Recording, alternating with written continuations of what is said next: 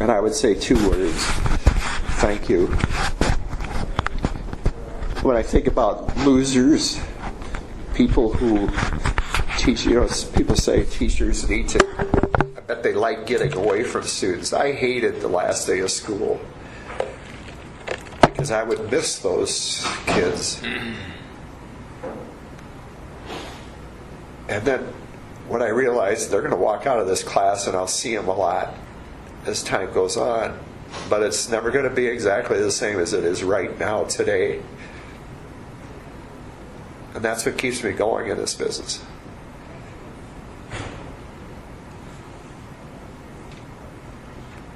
And if you're a young person and you don't have that call to do it in a serving way, you're not going to last long. Because then it becomes a job. And these days, I think the system, which is different and is so burdensome with paperwork, and I think it's my sister says that teachers are being neutered. Their specialness is being taken away from them by the system. And I'm glad I didn't have to do that. Well, yeah, it's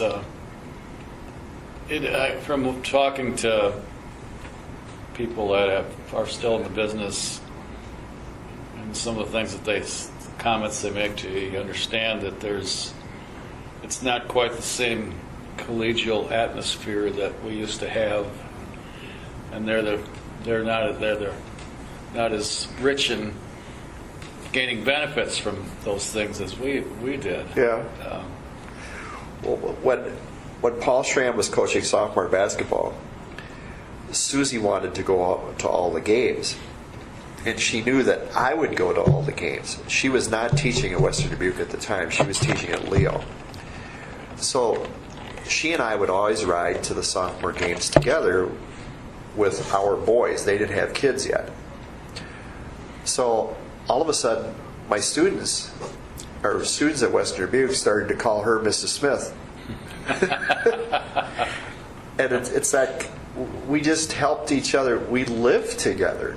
We socialized together, the staff. When we thought about doing something socially, it was doing things with people we worked with. Yeah. And from what I hear, that's not happening anymore. Yeah. Yep. We didn't have Facebook. We had each other. Well, I just remember when I was there. I mean, I got up every morning, and it was going to be another good day, and I was going to be with people I liked, and we were going to have a good time. Not always, but most of the time. So yeah, lots of good stuff went on. I would go in Jerry Schmidt's room and I would write a whole lot. I'd write a sentence with everything misspelled.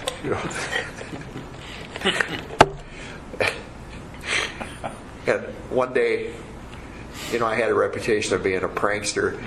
And one day there was water leaking out of an electrical fixture over by the garbage dumps. So I put a sign on there, light rain, because the light was dripping, so light rain. And then I hid in Jerry Schmidt's classroom just to see what people would say about the sign.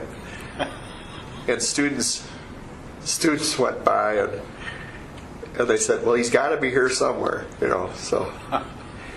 And then one day, Lynn Demmer, this was before you could save your papers on computers, and she lost her paper that she was supposed to hand in to Lois Tyson. She accidentally threw her only copy away. And I was in the library when she was having a meltdown. And so I thought, well, I'd get up early. I thought maybe I could find it in the dumpster.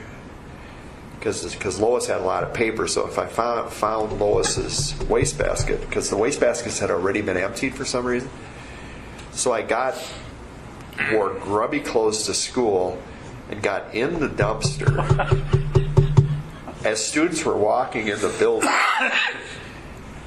And somebody said, "Did you lose your French fries?" You know, people were making comments. They were wondering what in the hell I was in the dumpster for, and I didn't care what they thought. I mean, they knew I was eccentric, and I had to live with it. But I found her paper. Did you really? I found it. And she, to this day, that's the first thing she says. You know, "You found my paper." And she said,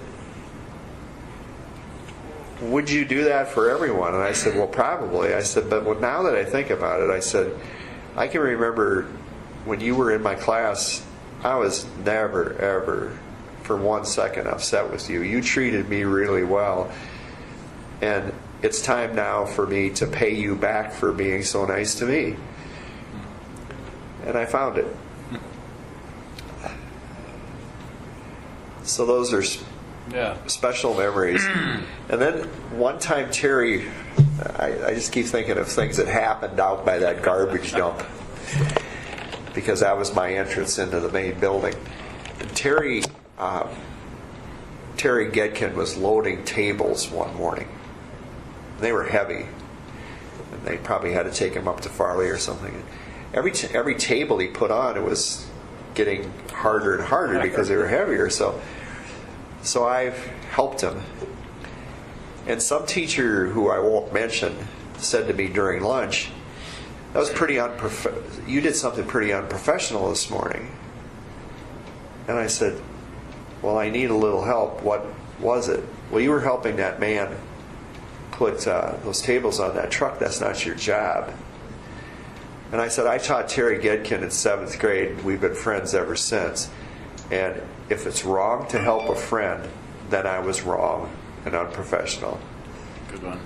But if I can't help a friend, then I don't need to be here." Because Terry was just as important as the rest of us. Yep.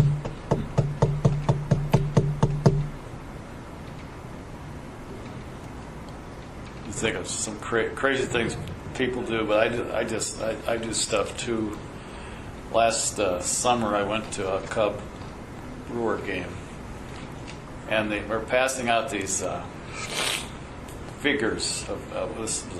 This figure was a pitcher for the Brewers. It was an ugly little statuette, and I had we had 4 of them.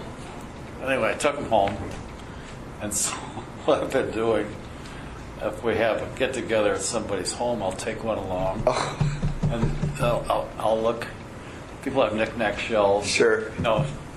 Keepsakes. And I'll put it up someplace in their house, and then just leave. And a couple times that it has gotten, they've discovered them, and they know it's me because I do that kind of stuff. But anyway, it's fun to do stuff like that. There's, Billy Betts. Jim Zingelmeyer was joining the Western Dubuque staff, and somehow there was a party somewhere in Dubuque to welcome him, and Billy was there, and that was a crazy experience because Bill was just being Bill. I don't think Jim thought to himself. I don't think Jim knew what he was getting into. But then there was another time I had to stay. I stayed in Dubuque, and we only had one car. So I arranged for Betts to give me a ride out to work, because Betts lived in Dubuque at the time. And he looked at his gas gauge, and I didn't have my billfold. And I can remember going through his car trying to find enough change. And there were chicken bones and chicken wrappers, hamburger wrappers, and finally we found like $1.75 in change and got enough money to get out to. Oh, what a guy! Well, on the same vein, I remember Mike Healy. He would kind of the same type of a personality somewhat, but I remember when he traded cars, and so he had to clean out his car. He found 3 or 4 checks that had never been cashed, among other stuff. Yeah. But when Mike coached baseball at Western Dubuque, he had liquid fertilizer and coolant in his trunk. And he accidentally added the liquid fertilizer to his radiator. And he was worried that it wasn't going to be able to get up to Slick Elliott's garage, so he had Marty follow him. Well, somehow Marty told Betts about it, and Betts got in Mike's car and put a piece of sod over the radiator, like the fertilizer had started grass growing. You remember Lyle Brown? Yeah. Lyle lived in Epworth, and so he had a bunch of friends. And anyway, he confessed or said to them that he always pissed him off because he had to cut his mother's lawn all the time, and so these guys during the summer they would sneak up to the home with some fertilizer and spread it. And Lyle would come back to the bar from cutting the grass again and come bitching to high heaven about it. It just keeps growing. Oh God! When Betts got in the Veterans Home in Marshalltown, Yeah. we would stop and visit him, and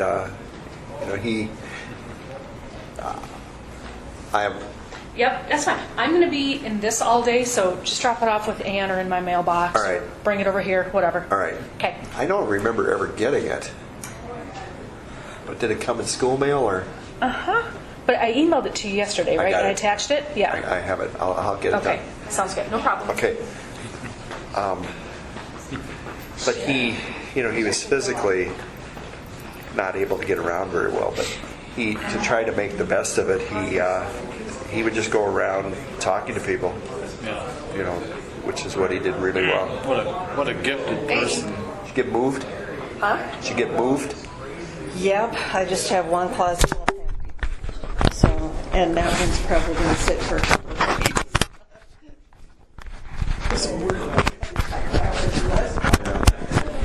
Hey, we're going to start charging you rent for hanging out. Yeah, I'm sure a lot.